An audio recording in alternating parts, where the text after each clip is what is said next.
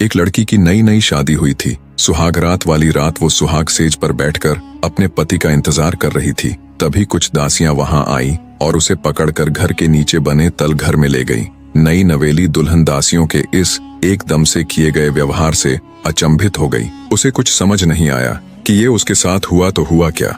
वो कुछ समझ पाती इससे पहले ही उसे पकड़कर लाई दासियां बोली, आपके पति की आज्ञा से आपको जीवन भर इस तल घर में बंद रखा जाएगा। पहले से ही उलझनों में फंसी देवयानी के लिए ये वचन किसी परमाणु बम से कम नहीं थे।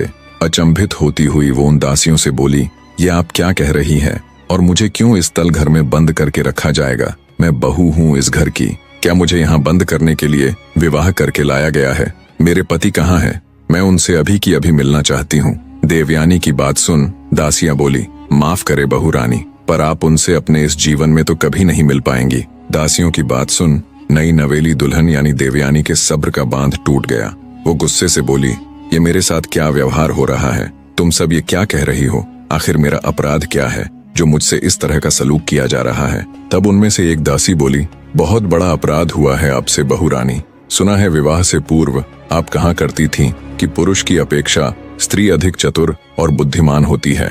दासी की बात सुन गुस्से में देवयानी बोली, हाँ बिल्कुल मैं ऐसा कहा करती थी और अब भी कहती हूँ कि स्त्री पुरुष की अपेक्षा अधिक चतुर और बुद्धिमान होती है। नई दुल्हन यानी देवयानी की बात सुन दासियां कुछ कहती उससे पहले ही उस लड़की की सासू वहां आ गई जिसने उसकी ये बात सुन ली।